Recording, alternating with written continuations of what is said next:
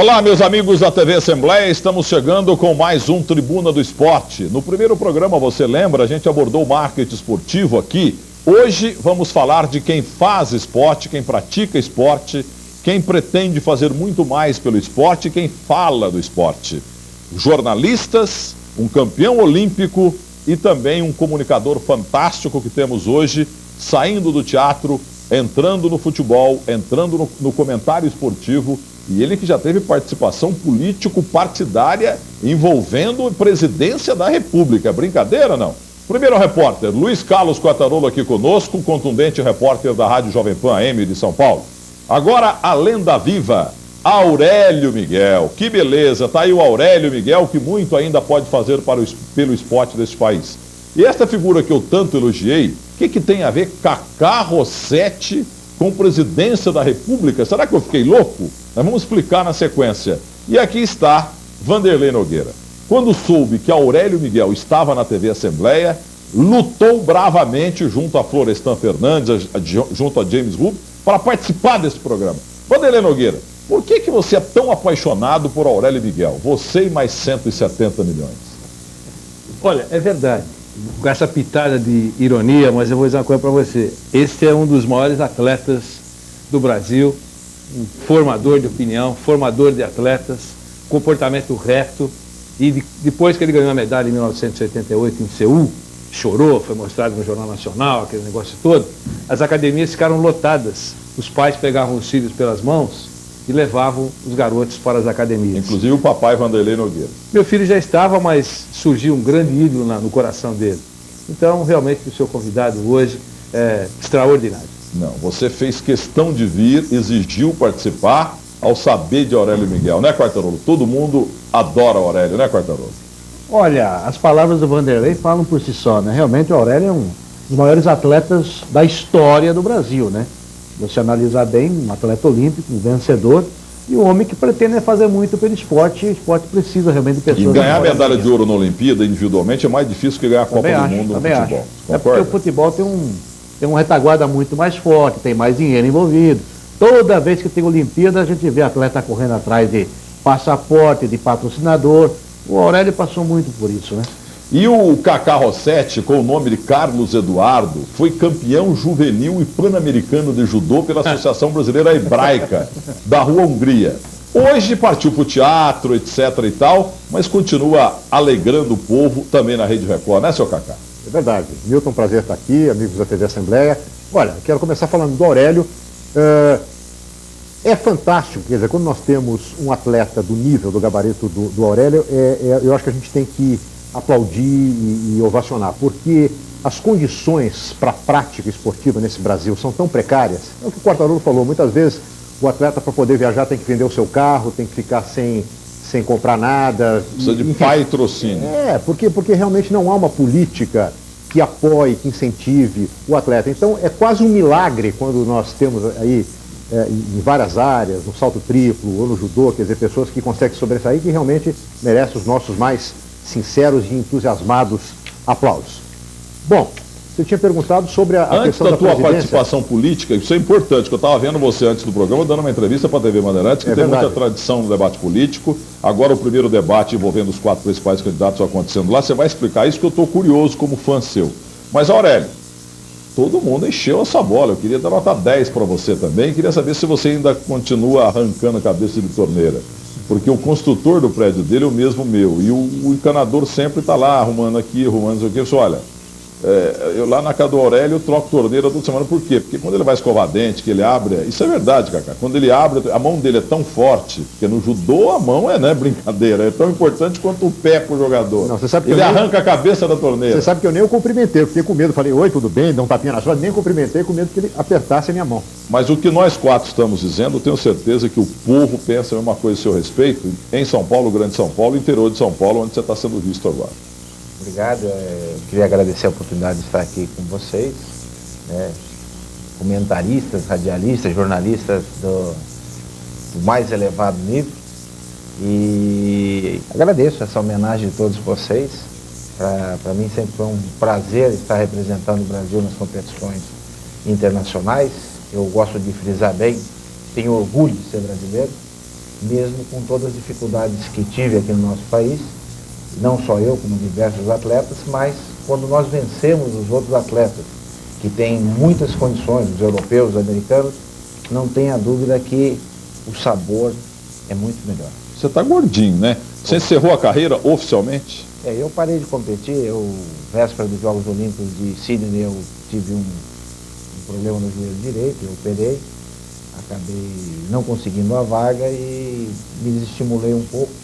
E nesse momento eu estou sem competir. Eu estava no Flamengo também, e aí com os problemas... Não recebeu? Não, eles você recebeu? foram corretos comigo. Opa, legal. Fizemos Primeiro atleta que eu vejo Primeira falar que vez. recebeu. fizemos um acordo e eles cumpriram dentro daquilo que nós acordamos. E eu me desestimulei um pouco porque, como o Kaká falou, e o nosso amigo jornalista, O Quartarolo. o Quartarolo, a gente sempre está lutando contra as adversidades, está buscando patrocínio véspera dos Jogos Olímpicos, antes de campeonatos mundiais. E chegou no momento da minha vida, eu estou com 38 anos, eu já não consigo mais viver isso, porque eu me lembro muito bem nos Jogos Olímpicos de Atlanta, eu fui conseguir um patrocínio vésperas dos Jogos Olímpicos, inclusive foi em Embratel na época. Mas eu tinha colocado $100 mil na frente meu, quer dizer, risco. Se eu conseguisse alguma coisa, pense, não, eu tinha... Mas veja como é importante patrocinar. Eu lembro de uma empresa que tem a impressão que não seja muito grande, e eu trabalho com grandes empresas na Rádio Jovem Pan e na TV Record, mas quando você ganhou a tua medalha, eu lembro que quem patrocinava você era a Casa Fernandes de Pneus. Eu nunca vou esquecer devido a você.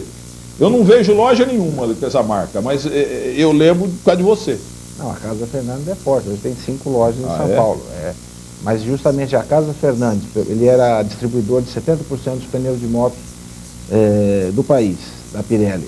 E ele que conseguiu me levar para a Pirelli. Na época eu estava Pirelli, Casa Fernandes de Pneus. Então fizemos justiça a eles aqui. Fui campeão em estado de Santo André na época. Muito bem, então aqui ó, o Vanderlei Nogueira já vai falar muito de judô também, que ele conhece o judô devido à admiração que tem por você e pelo filho dele também. Mas antes, já que estamos aqui numa casa fazedora de leis, estamos aqui na TV Assembleia, na Assembleia Legislativa aqui no Ibirapuera, em São Paulo, Cacá Rossetti, o que tem a ver você com o governo da República Federativa do Brasil em termos eleitorais? Porque temos 4 candidatos principais agora e você estava sendo, antes desse programa, entrevistado pela TV Bandeirantes. O que você está arrumando? Que onde você vai tem rolo, tem confusão. O que você arrumou até para candidato à presidência da República? O que está vendo? Foi o seguinte, eu fiz uma peça há mais de uma década chamada Ubu Rei, uma peça de um autor francês, dramaturgo francês, Alfred Jarry. Esse espetáculo fez muito sucesso, ficou quase 4 anos em cartaz, casas lotadas. Basicamente, esse personagem do Ubu é um político corrupto, ladrão, inescrupuloso, ou seja, não tem nada a ver com a realidade brasileira, não tem nada a ver com a política brasileira.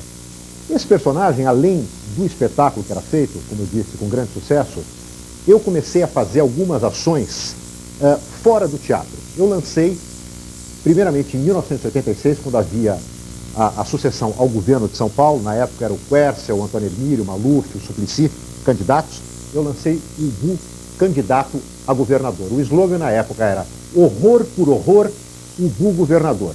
Eu comecei a ver, nessa época em que a gente estava praticamente tendo a volta à democracia, já havia um certo tempo, evidentemente, mas eu comecei a perceber, na época o marketing político era incipiente, eu comecei a perceber que os políticos começaram, entre aspas, se apropriar da linguagem teatral. Ao participar de um debate teatral, os políticos se maquiam como os atores, os políticos decoram fatos e dados ou frases de efeito como os atores, os políticos muitas vezes simulam certas polêmicas com seus adversários, muitas vezes inexistentes, ou muitas vezes esse mesmo político que você vê hoje esmurrando o colega, um ano depois está com tapinha nos lados. Então eu pensei o seguinte, se o político pode se apropriar da linguagem teatral, por que não o ator teatral se apropriar da linguagem política? É quase que um equilíbrio ecológico. E eu estava interessado em discutir política, como sempre fui uma pessoa ligada em política, mas eu não sou político, eu não sou sociólogo, eu não sou antropólogo. Portanto, eu estou interessado em discutir política, não fazendo um panfleto sociológico ou fazendo um discurso. Eu estou interessado em discutir política a partir da minha linguagem, que é o quê? Do teatro, do humor, da comédia. Então, eu comecei a interferir na realidade. Quer dizer, o personagem Pai Ubu, que era um personagem de ficção, se transformou num personagem de fricção, porque ele saiu do palco e passou a interagir com a realidade. Então, a primeira ação que eu fiz, eu invadi, ou melhor, tentei invadir o debate da Globo. A Rede Globo estava fazendo um grande debate. Na Praça Marechal? Na Praça Marechal, exatamente. Eu tentei invadir, fui com todos os atores e tal, tentamos invadir, conseguimos entrar no debate da Globo. Quem que estava lá? Os candidatos? Todos os candidatos. Quércia, Antônio Hermílio, Suplicy e Maluf, que eram os candidatos principais. Além disso, evidentemente, toda a entourage lá. Tinha os nanicos também. Na época Ulisses Guimarães, que estava lá acompanhando, quer dizer, havia políticos de outras, que não eram candidatos, mas que eram ligados a diversos candidatos. E foi um bafafá. Aquilo saiu na primeira página de todos os jornais, enfim, foi uma loucura. Você conseguiu entrar? Eu quase consegui entrar. Eu consegui entrar dentro da Globo, não consegui entrar dentro do estúdio. Mas o que eu percebi é o seguinte, é que com esse tipo de ação, depois eu invadi o comitê do Maluf, eu cheguei a Brasília, tive um encontro, daí eu consegui, com Ulisses Guimarães, um encontro do pai Ubu, e eu usava todo, evidentemente, um figurino, era uma barriga enorme, uma coroa, enfim. E em 89, eu quase consegui entrar, faltou 1 centímetro para eu conseguir entrar no estúdio ao vivo, debate sendo apresentado, se não me engano, pela Marília Gabriela. Na Bandeirantes. Porque daí eu já era manjado na época, porque eu fazia muito dessas ações, quer dizer, de você interagir com a realidade. Então eu fui vestido normalmente como se estivesse assistindo, só que eu estava com uma maletinha com a minha roupa. E rapidamente, e disfarçadamente, como super-homem, eu fui colocando a roupa, era uma indumentária relativamente complicada, consegui, a hora que eu estava chegando, seguranças me pegaram. O que você ia fazer? Eu ia porque eu achei uma vergonha, porque eu era candidato também. O pai Ubu era candidato pelo PPM, Partido Patafísico Musical. Eu era candidato. Eu achei, até falei isso na entrevista hoje para a Rede Bandeirantes. O nosso querido Mitre, que ainda hoje é o chefe de jornalismo da Bandeirantes, na época já era chefe de jornalismo, não convidou. Isso foi um incidente diplomático, um incidente político. Tá certo? Não convidou. E é o seguinte, quando me convida eu vou. Pai Ubu. E a Bandeirantes há pouco estava te entrevistando por causa do quê? Exatamente por isso. Que agora temos Serra, Garotinho, Lula e Ciro. Exatamente. Você veja como é curioso, quer dizer, como é curioso o que acontece na vida. Quer dizer, eu que há pouco mais de uma década fui escorraçado, hoje virei uma instituição. Ou seja, o anarquista de ontem é uma instituição de hoje. Parabéns ao Mitre, colega do Florestan, do James Rubio, grande jornalista político, nasceu em Minas Gerais como eu. Mas então, depois da história político-partidária participativa do Agora, nosso teve querido... muitos votos, viu? Eu consegui, inclusive, porque a gente não tem muito tempo, o programa evidentemente não é sobre política, mas eu consegui, por incrível que pareça, porque esse país é um país surrealista, o pai Ubu é um personagem surrealista. Eu consegui protocolar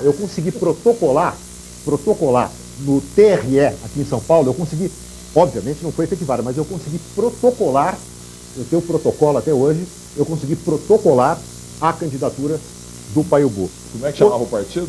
Partido Patafísico Musical. Agora, um grande partido que temos hoje é o partido do PA, Partido do Azulão, o time do São Caetano.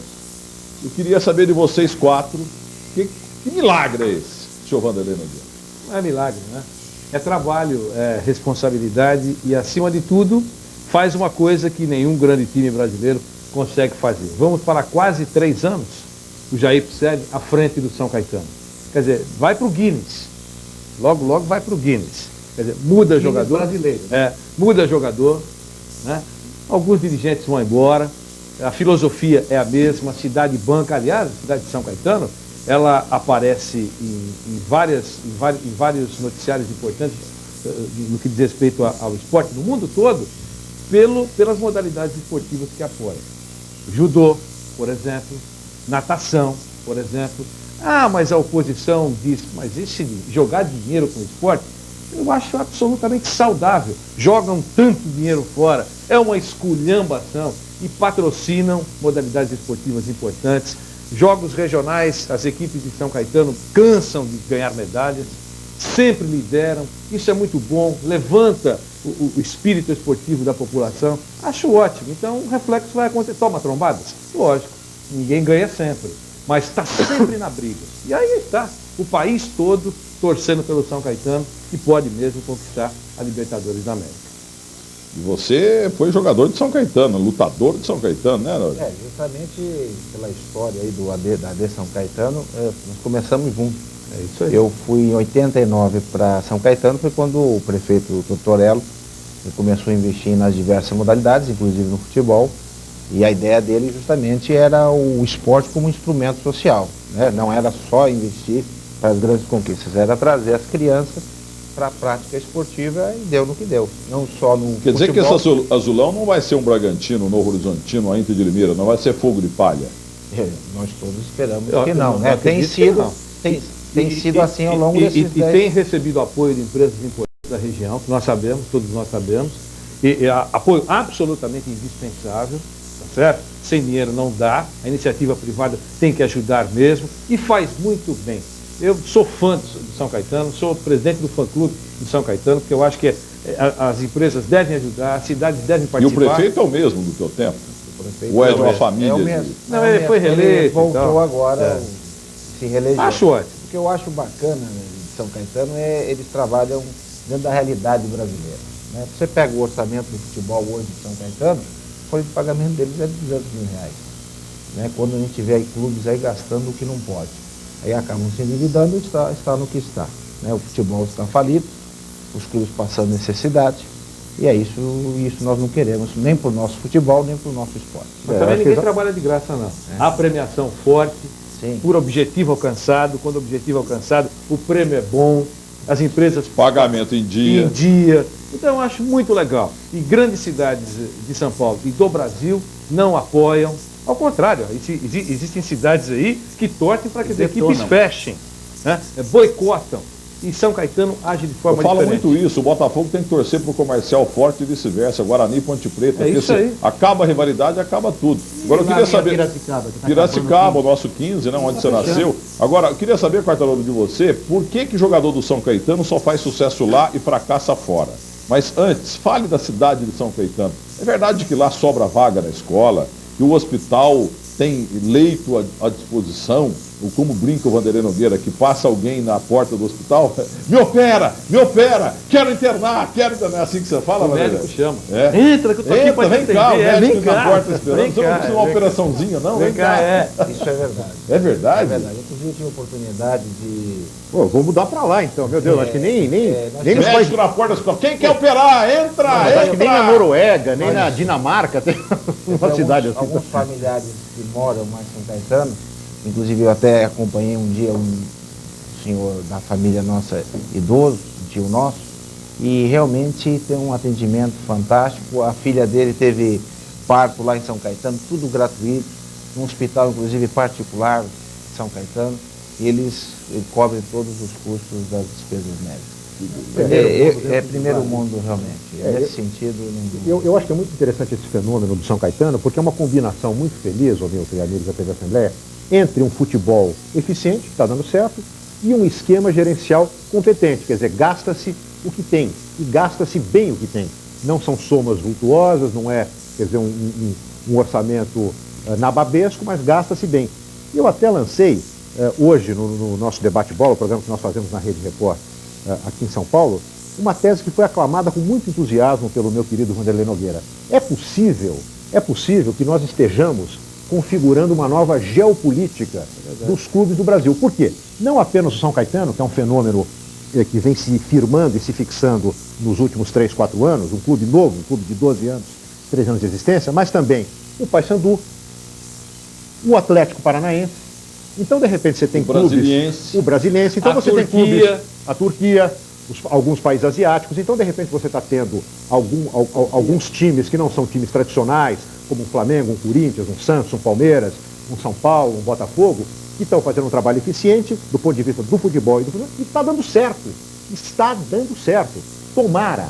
Até porque é simples, que isso dê certo, exatamente, tomara que isso dê certo no longo prazo, porque isso eu acho que será um novo modelo, um novo paradigma para o futebol brasileiro, combinando eficiência, com baixo custo e com bom manuseio Por isso do dinheiro. que tem uma MP aí, medida provisória, envolvendo a responsabilidade dos cartolas, mas o Aurélio está pessimista. Você está otimista, Quartarolo? Eu estou mais ou menos, viu, Milton, porque eu acho que eles vão trabalhar para detonar muita coisa da MP, né? Já estão trabalhando para que os dirigentes não paguem tudo que possam vir a dever. E já estão trabalhando para que os clubes voltem a ter pelo menos participação no passe dos jogadores, ou seja, eles possam voltar a vender jogadores. Se você analisar que os jogadores passaram a ser dos empresários, os clubes têm lá suas razões em reclamar, que só mudou de mão. O problema... É mesmo, rapaz, é mesmo. Em vez de ser do clube, é do empresário. É do empresário.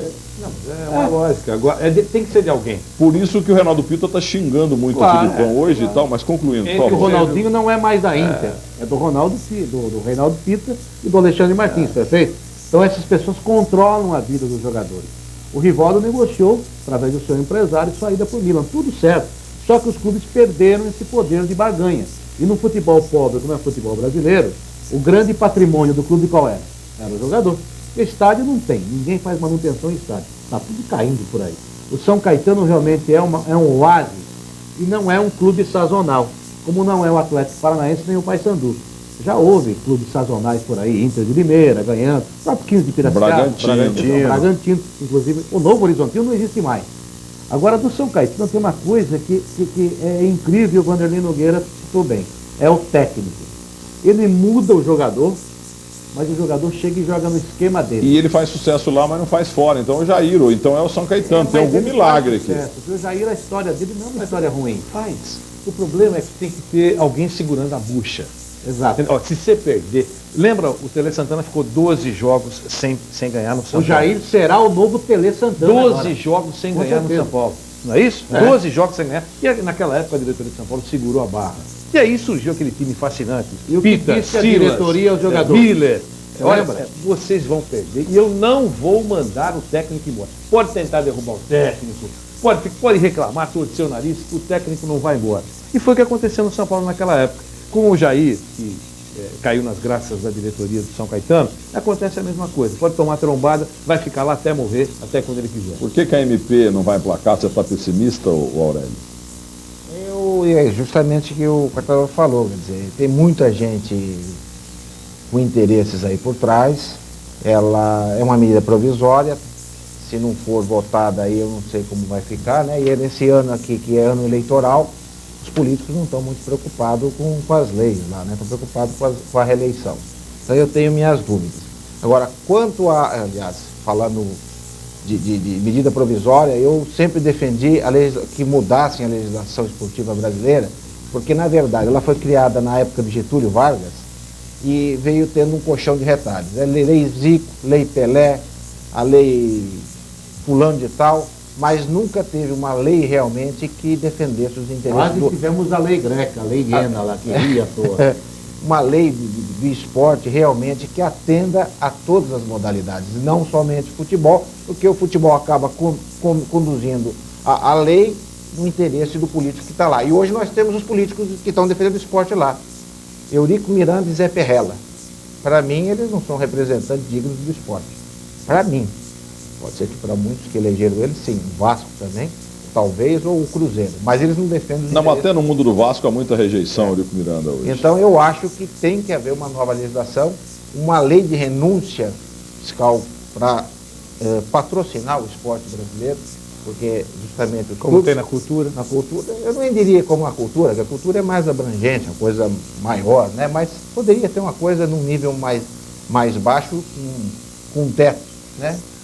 Um valor, um teto, e não passasse Porque a empresa não tem nenhum incentivo para apoiar. Para apoiar um atleta ou uma equipe. Nada. Aurélio Miguel, grande medalhista, um dos maiores ganhadores de medalhas da história do esporte brasileiro.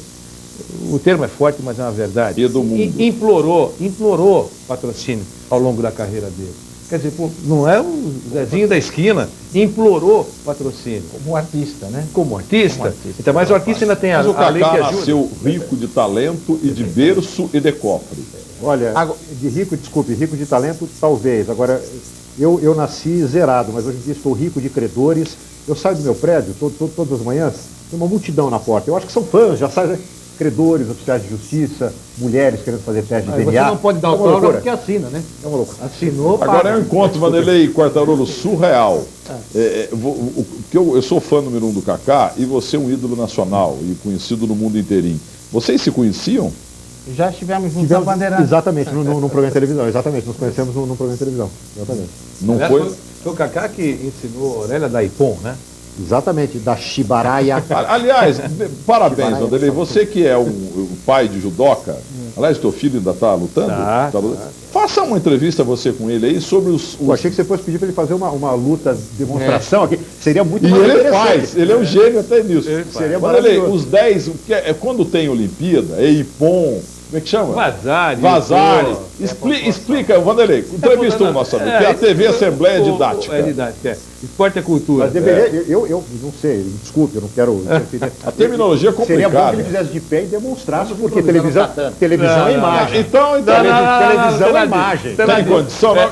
Mesmo que seja em pé, e você o sparring e ele te derruba. Eu não, que isso, eu tenho amor à vida. Tatame, na Tem que próxima. ter um material Na próxima apropriado. tatame aí. Não, mas então na mão, mais ou menos, vai, como é que é? Vai, Vanderlei. Eu vou perguntar, o Aurélio responde, fica mais fácil. Claro. Aurélio, conte para nós como é graduada a pontuação do judô. Bom, o ponto mais alto é o Ippon, que seria o nocaute do boxe. E o Ippon, só para esclarecer, Termina a luta. Mas é Ela quando o lutador bate as costas Isso, no quando chão. você- Essa é uma maneira de Quando você Ippon. tem domínio total sobre o seu adversário, controle, uma aplicação perfeita e você Bate as projeta costas isso. no tatame. Pode também ter o Ippon por estrangulamento, né? Shime. 30 segundos. Não, estrangulamento, Estrangulamento. bate ou desmaia. Se Perfeito. desmaiar também. E a difícil- imobilização? Imobilização. Não, 20. peraí, antes da mobilização, eu gostei disso, eu não sabia.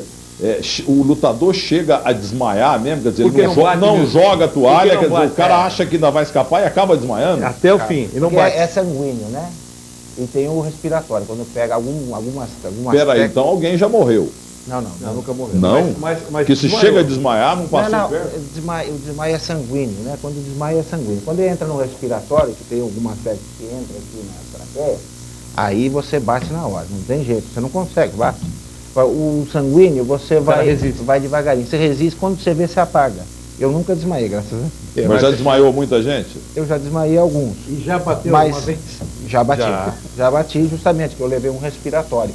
Esse aí, o sanguíneo, eu me lembro que em 82, a primeira grande competição internacional que eu disputei foi no Japão, eu ia bater contra o atleta da Rússia. Ele encaixou o estrangulamento no meio da área e eu comecei a ficar roxo, meio tonto, falei, não vai dar, vou ter que bater. Aí os amigos atletas lá falaram, não bate, nem que tenha que desmaiar. Ah, é? Aí eu, cara, e fui indo, fui levando pra fora e virei, quando você sai da área de luta, é para a luta. Aí eu tava tontinho, levantei meu, né? E aí é assim que acontece às vezes desmaio. Então, há o Ippon também por estrangulamento. Então, estrangulamento ou desmaio, se desmaiou é Ippon. E chave de braço. Que pode até Que bela aula, hein? que pode- Isso que é programa de televisão, estou feliz por estar Isso aqui, eu nunca é- tinha ouvido que isso. pode ir até a fratura. Como você aí na sua casa tem certeza que Que está pode ir satisfeito. até a fratura. Não vai a fratura. Hoje, se o árbitro vê que a Mas já foi, né? chave está bem aplicada e ele fica muito atento, se o atleta não pede água, ele dá Ippon. Não, fantástico. Eu só queria que na O próxima senhor vez- quebrou o braço de um cara. Nunca na minha vida. Não, teve um. Ah, não, então não foi você, mas. Eu tomo muito cuidado. Mesmo Não, mas nas teve aí numa Olimpíada outro dia Teve. que um cara saiu Na com o braço última. quebrado. Na última. Foi campo contra japonês, o brasileiro Carlos Honorato, Ah, que ele entrou sim, um golpe, foi. o japonês não quis cair e colocou a mão na projeção do golpe, quer dizer, peso, mais a velocidade, ele pôs a mão, o cotovelo Foi saiu. culpa dele mesmo. Foi um Foi lance dele muito mesmo. forte. E grande judoca, o japonês, Campeão sabia Campeão disso. do mundo, campeão do 3 mundo. vezes campeão do mundo e campeão olímpico. né? O Honorato sumiu, foi zebra. Não foi zebra, é um atleta muito forte, mas ele talvez não sei o que aconteceu com ele, não sei se está sabendo administrar essa grande conquista. Ele viu também que, justamente por os problemas do esporte, não aconteceu nada na vida dele. Quer dizer, ele foi vice-campeão do Olímpico e ninguém veio Se o apoiar. jogador de futebol Ele é a reclama, cabeça da imagina pessoa. judoca. Vanderlei, mas seguindo nos golpes Então, eu aí, por queria favor, só o dizer Kaká que está prestando esse atenção é- danada, nossas esse- câmeras, esse é o pessoal em Ippon. casa. Eu só queria ver você demonstrando isso com o Vanderlei Nogueira. Não, é porque- estrangulamento. Estrangulamento. Claro, sem machucar, evidentemente. lógico. Não queremos que ele desmaie é aqui. lógico, para- é lógico. não Mas tem que olha, chamar eu os queria- paramédicos, mas... Eu posso, olha, você está com o uniforme mais apropriado. Ô, louco, eu não. Ele gosta de demonstração. Tira a blusa aí. Eu vou mostrar, não, fica com ele, eu vou mostrar o estrangulamento. Isso. Os dois Eu acho estrangulamentos. brilhante. De leve, não, E só você- solta quando eu aqui, disser. assim, ó, estrangulamento, ó, só para ele sentir que é sanguíneo o negócio. Ah, pode abrir. É no kimono. É no kimono. O kimono aperta? É o próprio É o kimono. kimono e o Então punho. aperta de novo. Eu tô Aqui querendo aperta, ficar aperta o dele. Eu aqui, quero meu. ficar livre dele. Não. O que eu falei pra você que esse não tem jeito é esse aqui, ó. Não, pelo amor de Devagarinho. Esse quando vem aqui, porque aí entra aqui na traqueia. Aí não Como tem é que é? Explica melhor. Esse aqui, ó, Só de apoio assim, aqui ó. já dá medo. Só de Aí não tem jeito, tem que bater porque desmaia. Não desmaia, Esse, dói. Milton, esse que o Aurélio falou, esse que o Aurélio falou, é o É Ipom. o que a torcida do Corinthians quer fazer comigo, isso aí que ele tá fazendo com você. É o Ipom, mas existem outros golpes, né? O Vazari, por O exemplo. vazar é meio ponto, que você teve a projeção, teve o domínio, mas você não conseguiu uma projeção perfeita. Então você caiu meio de lado, então é o vazar. E a falta também.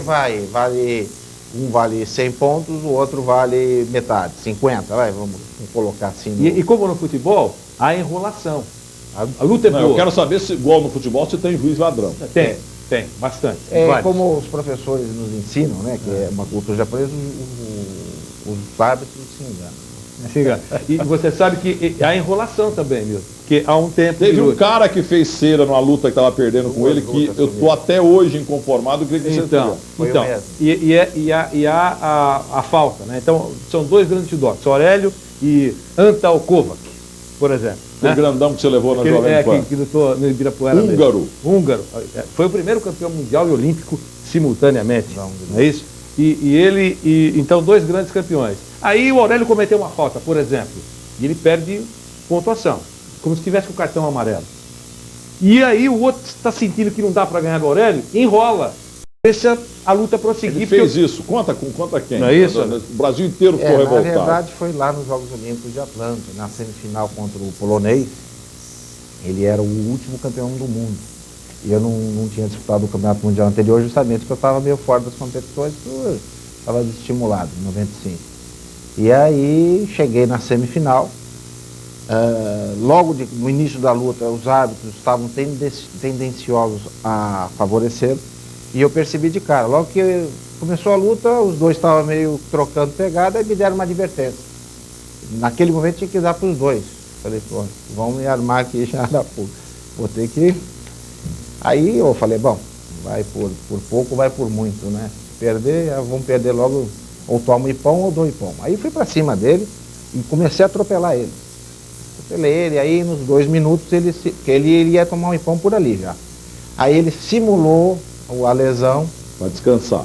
ficou lá uns 2 minutos e tal, e aquilo foi ruim, porque eu dei uma baixada, porque que aconteceu? Na luta de lá, enquanto ele estava parado, eu estava assistindo a outra semifinal. Aí o coreano jogou o francês, que era um favorito. Falei, pronto, vou ser campeão olímpico de novo, porque a cabeça começa a viajar.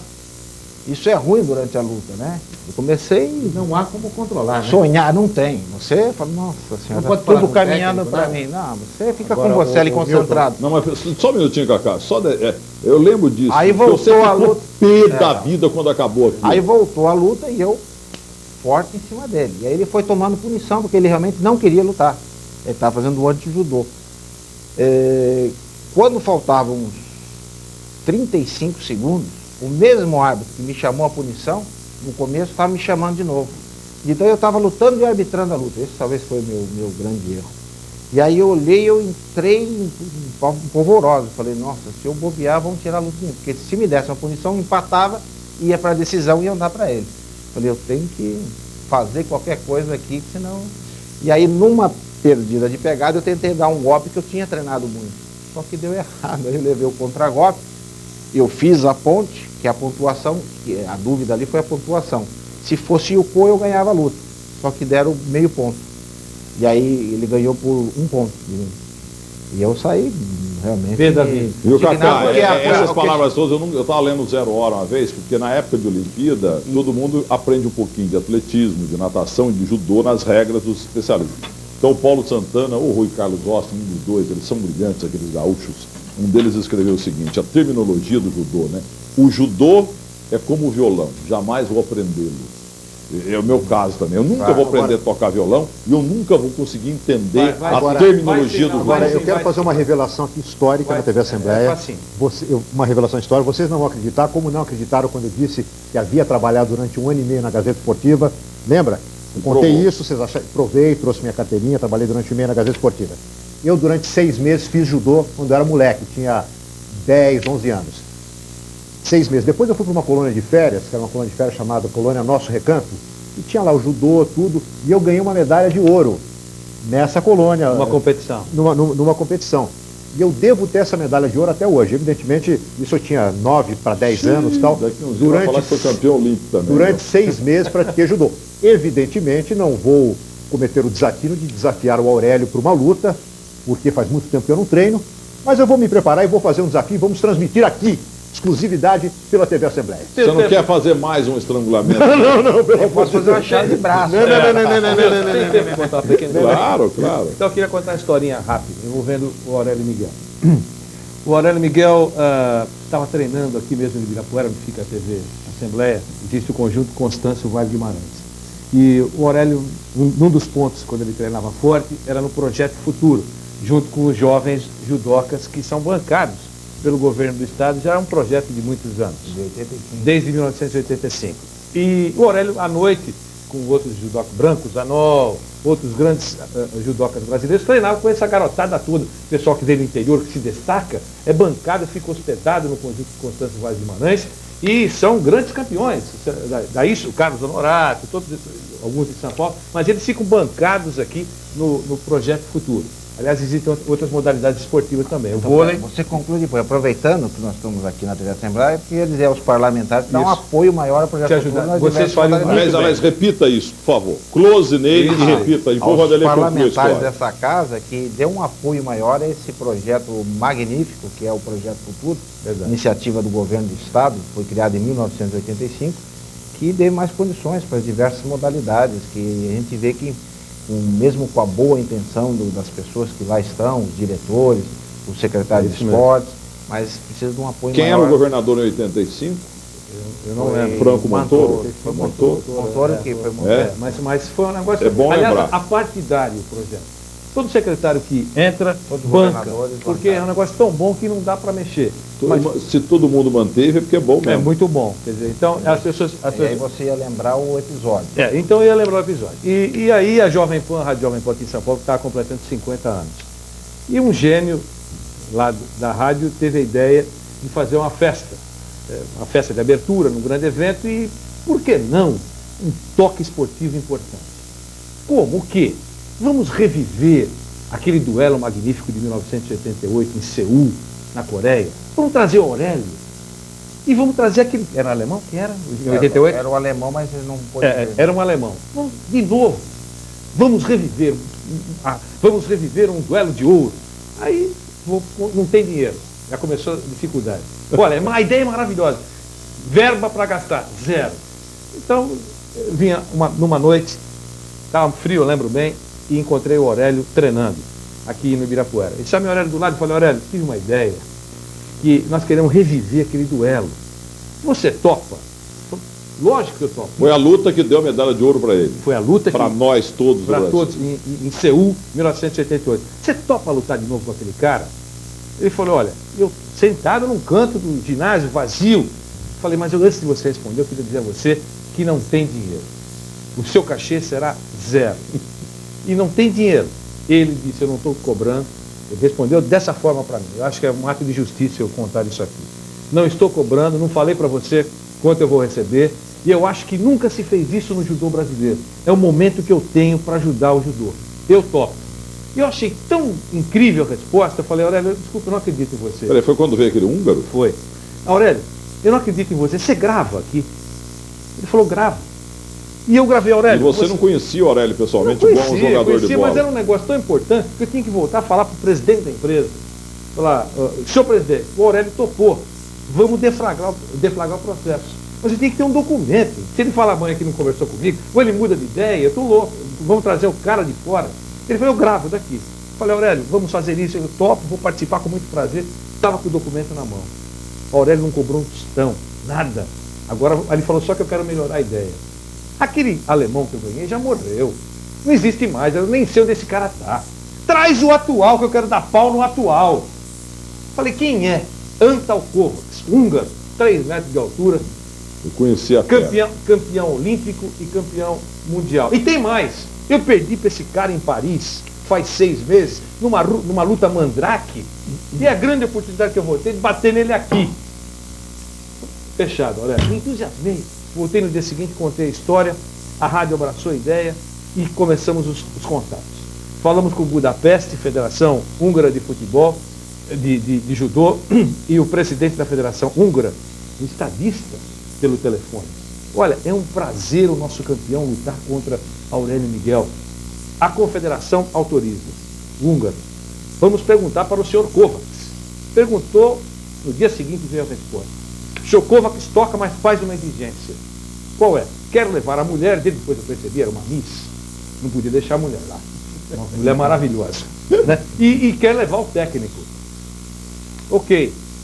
Arranjamos a passagem direitinho, crente que estávamos agradando. Falei, agora vou ser beijado por Joaquim Mamed. Vou comunicar, vou comunicar e vamos fazer um grande evento. A conversa estava boa, viu? Ligamos para o senhor Joaquim Mamed e dissemos o seguinte: senhor Joaquim Mamed, não precisa me agradecer, mas queria dizer que o senhor vai ter o maior evento transmitido pela Rede Globo de televisão, aqui em São Paulo, e foi transmitido pela Rede Globo de televisão. Mudamos até o horário da luta, no sábado à tarde, a Globo transmitiu diretamente. O seu campeão, Aurélio Miguel, vai enfrentar o Kovacs, aqui, com 12 mil pessoas, o maior público de judô na história do Brasil. Nós vamos conseguir fazer isso. Ele disse assim, não terá luta. Eu falei, não, acho que o senhor não entendeu. Eu estou tentando, senhor. Vai ser uma coisa maravilhosa. O senhor vai adorar. Ele falou assim, não vai ter luta. Como não vai ter luta, doutor Mamed? Só vai ter luta. Doutor Mamed. Doutor, naquela hora é doutor. Só vai ter luta se a confederação receber o mesmo cachê que o Aurélio está recebendo. Falou, ele falou, ele não está recebendo nada. E não está. Ou recebemos o que ele recebe, ou não tem luta. Falou, aí quebrei o pau com ele, falei que o senhor não conhece o atleta que o senhor tem, e tá bom, não tem luta. Só que quando nós falamos que não tem luta, o gringo já tinha embarcado. Já vinha com aquela mulher bonita e com o técnico. Aí eu falei, Aurélio, e agora o que fazemos? Você não fala, se apanha dele. O que fazemos? O Aurélio falou assim, não, faz o seguinte, vamos criar uma clínica, para você não perder a vida e não passar vergonha. Nós chamamos 5, 6 grandes judocas brasileiros, e ele que é campeão, vai fazer uma clínica, mostrar como é que é jogar para um lado, para o outro, e nós enganamos, engana que eu gosto, para não passar vergonha. Nisso criticamos tanto o Mamed, como ele não ouvia, aqui de São Paulo ouviram e pediram para ele, pelo amor de Deus, a Federação Paulista de Judô, autoriza, estamos tomando muito cacete. Ele falou, bom, então vou autorizar. E autorizou. E aí a luta foi montada uma semana antes. Esse meu querido Aurélio estoura o joelho. E aí eu falei do médico Pedro Pedrinelli, que era médico do Palmeiras, está vetado para a luta. Falei, voltou a história da clínica, vamos fazer uma clínica. Aí ele falou assim, não tem clínica, tem luta. Mas você está aleijado, estourou seu joelho, até que operou depois do joelho, você está aleijado. Você vai enfrentar o campeão mundial, o campeão olímpico, não é o Vanderlei Nogueira que vai enfrentar. Você está sem joelho, eu vou pro pau, que agora já me comprometi, está todo mundo esperando. É uma loucura nas academias de São Paulo, pela primeira vez no Brasil, o Aurélio enfrentando um campeão olímpico e mundial. Mas você não tem condições, Aurélio. Eu vou pro pau.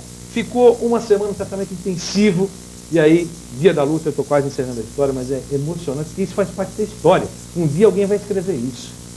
Eu lembro do cara da história, não sei quem ganhou. Estou louco para esperar acabar a história aí. Ginásio lotado.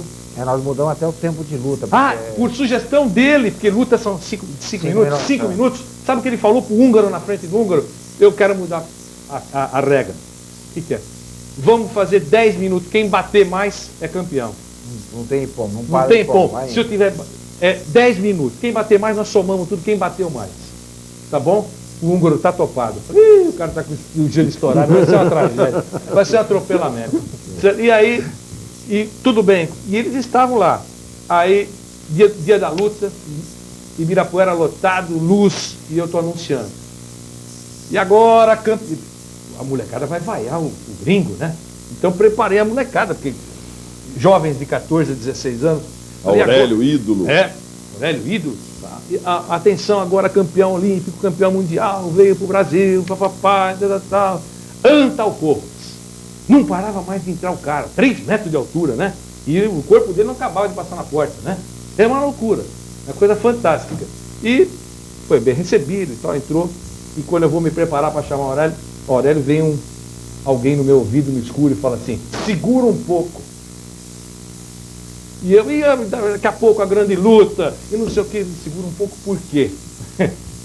A coisa tá feia no joelho dele lá dentro. O doutor Pedro Pedinelli estava fazendo uma proteção especial, estava fazendo uma infiltração no Aurélio, e eu não podia falar isso naquele instante. Enquanto ele estava tomando a injeção lá, eu fiquei jogando conversa fora, pode chamar. E lá veio o Aurélio. Caiu o ginásio, uma coisa emocionante, a entrada do Aurélio, e começou a luta. No primeiro minuto de luta, o Aurélio encaixa um golpe e estoura a cabeça do húngaro, sangue. Sem querer, Sangue, né? foi sem querer, porque ele bateu, sangue, kimono branco, deu aquele clima, né? Câmera mostrando, a Globo mostrando todo. E no golpe seguinte, o húngaro bate no joelho machucado do Aurélio. Não, foi na verdade a hora que eu projetei ele. Eu joguei ele quase de pom, foi vazar. Foi isso mesmo. E na hora que eu joguei, eu caí com o joelho machucado. Eu não pensei que não ia sentir dor. Aí veio a dor aqui na nuca. Aí O joelho foi para a nuca, né? Não foi pra nuca, mas veio a dor aqui. Aí eu senti a dor e eu fiquei com medo, porque aí eu falei, se com infiltração eu estou sentindo essa dor, o que tem aí dentro, né? Mas nós fomos uma luta até o final. Até o final. Aí ele me devolveu o vazar e deu mais uma pontuação pequena e aí... Foi uma luta, Milton, para concluir. E vocês são amigos? Ele ganhou. Hoje? Os caras com Terminou os quais 2-1, para ficar mais fácil, você saber o resultado. Foi um jogo muito difícil, se fosse no futebol. Ganhou? Foi o húngaro. O húngaro ganhou, ganhou. terminou 2-1. Mas O Oscar Roberto Godoy esteve na Jovem Pan naquele dia e falou, nunca vi um homem tão bonito na vida, aquele antropólogo. Né, cara? É verdade, eu estava ouvindo, me lembro. O Godoy era nosso comentarista de arbitragem. Eu lembro, né? é verdade. Ele disse que... Mas que história maravilhosa, né? Não, maravilhosa. Você tá, o Quartarolo prestando atenção, eu, nossos queridos câmeras, aqui o nosso Florestan, o nosso James Wood, tá todo mundo prestando atenção da hora. Que delícia de programa. Você faz um programa desse descontraído, sem preocupação com o Ibope. Esse é o bom jornalismo, envolvendo uma lenda, um grande jornalista e você um grande cineasta, né, Cacá Diegues?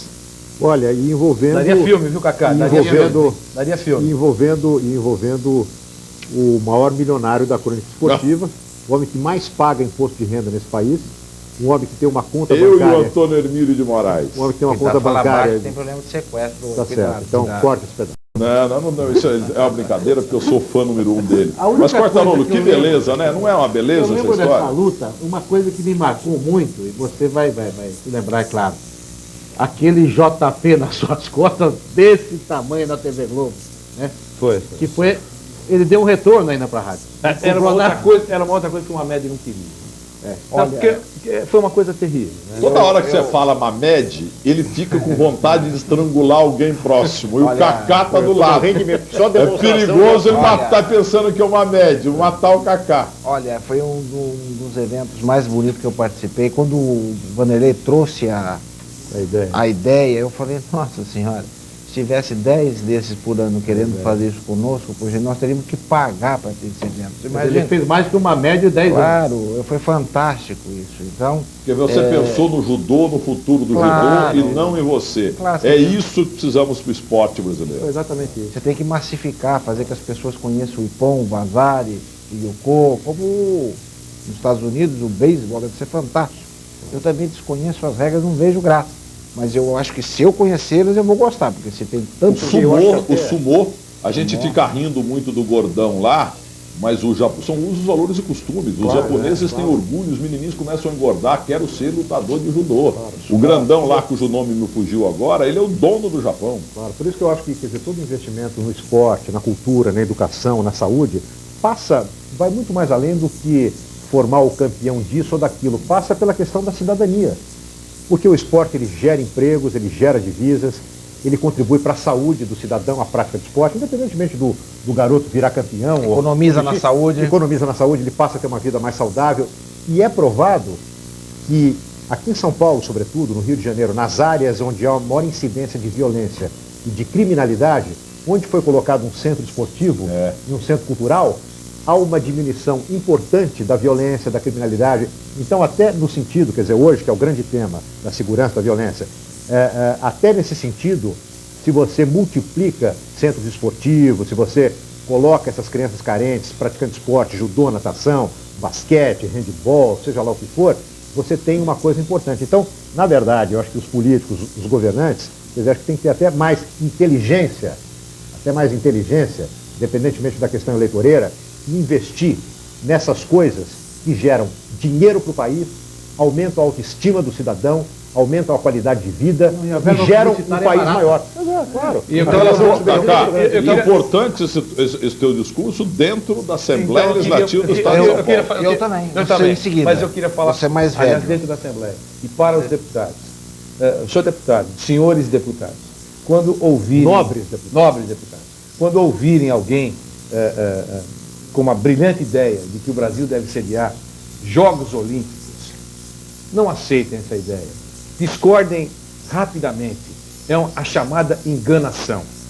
O que, se vocês quiserem ajudar, senhores deputados, ajudem formando um grande time olímpico. Novos Aurélios. Um time olímpico, no basquete, no vôlei, na natação, no judô, no futebol, time olímpico. Isso nós temos condições de participar e bem de Jogos Olímpicos. Não temos condições de realizar jogos, de ser sede de Jogos Olímpicos. Primeiro, é inviável. É a chamada enganação. Recentemente, recuando alguns anos no tempo, alguém veio vender aqui em São Paulo sonho olímpico Rio de Janeiro Ronaldo 2008. César Coelho. E levaram 3 milhões de dólares de empresas de São Paulo. Brasília 3 também. milhões de dólares apoiando um sonho que todo mundo sabia. Cuja prestação de conta, você viu? Até agora Ô, não Vanderlei, eu surgiu. queria passar eu para o Aurélio. discordo um pouquinho de você. Quer dizer, eu não sou tão especialista quanto você nessa área, mas pelo que eu vejo, pelo que eu verifico, então, quer dizer, aí você está contando uma história que há uma certa picaretagem entre aspas. Mas vendo, observando, um país como a Austrália, sede Rico. país rico, tudo bem. A visibilidade, o retorno que este país vai ter e teve no curto, no médio e no longo prazo, como turismo, como negócios, Não tem dinheiro pra porque cá. o esporte, ele detona outras coisas. Não, Quer dizer, mas o não tem esporte dinheiro. não é só o fato em si, não é só a competição em si, ele gera negócios, ele gera empregos, ele gera visibilidade do país, ele atrai turismo. Eu, sinceramente, eu nunca tinha tido a ideia de visitar a Austrália. Ao ver, naturalmente, os programas sobre a Austrália, sobre o povo, sobre os costumes, sobre o esporte, me deu vontade Mas eles de tinham conhecer, dinheiro de pra viajar fazer, à Cacá. Austrália. Se eu for como turista à Austrália, eu vou pagar hotel, eu vou Nós pagar não temos. alimentação, eu vou pagar... Não sei o que, assim como eu, milhões ou talvez bilhões de pessoas podem se interessar. Então, ao trazer a sede de Jogos Olímpicos ou de Copa do Mundo para o Brasil, eu acho que ele não pode pensar pequeno. Essa história de, o Brasil tem tantos Uma problemas, grande vitrine, né? o Brasil tem tantos problemas, então não vamos fazer os Jogos. É uma besteira. Eu acho que tem que, Eu não tô tem que se falando combater problemas, o não. analfabetismo? Nós Tem. não temos dinheiro. Tem que melhorar a saúde? Tem. Tem que melhorar a questão da segurança? Tem. Mas, ao mesmo tempo, tem que investir. Isso acaba gerando negócio. Olha, Cacá, Então, é a tua tese brilhante, como sempre, do Vanderlei também. Eu só queria Eu prefiro concluir, o time olímpico. porque esse é o tipo do programa que eu tenho certeza que você na sua casa, porque eu como participante aqui, estou privilegiado, estou vendo no semblante dos câmeras, nossa equipe aqui da TV Assembleia, todo mundo feliz de acompanhar esse debate do Quartarolo, do Cacá, do Aurélio, do Vanderlei Nogueira, realmente descontraído, informativo. Eu ouvi coisa aqui que eu não tinha ouvido ainda e visto na grande imprensa. Principalmente a aula envolvendo o judô, as histórias do judô do Vanderlei Nogueira. Isso que você contou também, Cacá, tua vida político-partidária, quando você foi candidato, mesmo anarquista, nesse momento em que se respira eleição no Brasil. sem contar a minha medalha de judô. Certo. Então cite isso, E para por favor. terminar, eu queria que, por favor, o Quartarolo desse a nota do Joaquim Mamed e passasse a bola para o nosso Aurélio, para que o Aurélio fale do Mamed, mas talvez ele vá estrangular o Cacá do lado. Pelo Por favor, amor de Deus. Quartarolo. Olha, Joaquim Mamed 0, né? eu Um vou atraso. E o judô sobreviveu por causa do... O Joaquim Mamed é melhor do que o Eurico Miranda? Acho que se igualam, né, meu? Só que o Eurico Miranda, por trabalhar num esporte onde envolve dinheiro, ele consegue sobreviver mais. O judô também envolve, mas se você comparar, né? Era mais o poder, o gosto pelo poder. Mas pessoas como essas duas aqui, o Aurélio na sua função, e o Vanderlei, que é um amante do judô, nós sabemos que ajudaram muito o judô, pessoas como essas, né? E em outras modalidades também. E o eclético Cacá Rossetti. Exatamente. Agora, isso que Campeão eu, de judô na o que o Só Vanderlei concluindo, falou... você dá 0 então para o Mamed, eu zero. queria que ele falasse, por favor, do Mamed, da experiência dele, até porque ele era um dirigente político, esportivo, e aqui estamos no mundo político aqui na TV Assembleia. Verdade. E foi uma luta do Aurélio para tirar o Mamed. O Mamed sair do judô foi outra vitória do Aurélio Miguel. Você, certo, Aurélio? você derrubou o pai e o filho na família Mamed? Você deu um ipom nos dois? 20 anos. E bate naquilo que nós falamos, a legislação esportiva.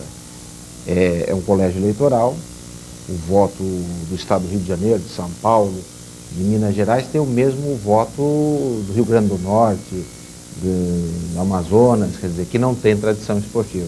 E não é democrático. Hoje nós elegemos o presidente da República, elegemos o nosso governador e é o voto proporcional. Quer dizer, São Paulo tem 20 milhões de eleitores, é 20 milhões de votos, distribuídos em diversos Já candidatos. na Confederação de Judô? Nas confederações brasileiras de esportes.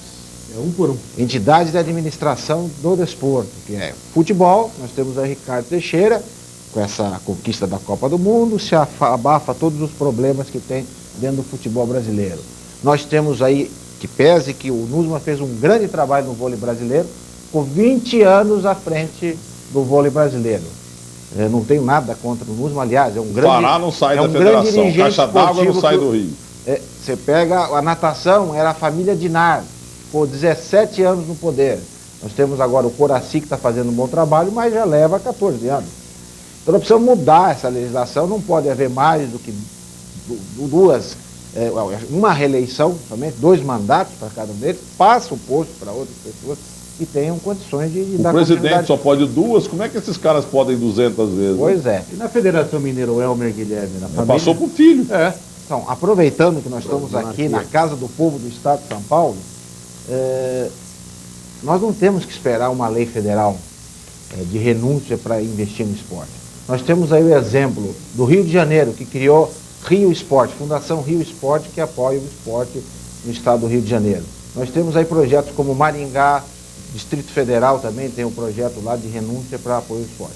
E espero que os parlamentares, eu sei que vai haver uma renovação aqui nessa casa, mas aqueles que continuarem aqui, olhem com cuidado, com atenção para o esporte no estado de São Paulo, que está precisando do apoio de vocês. Eu pediria até que os câmeras aplaudissem os 4, porque realmente eles estão dizendo, o melhor programa que nós fizemos aqui na TV Assembleia, estão dizendo aqui os queridos câmeras.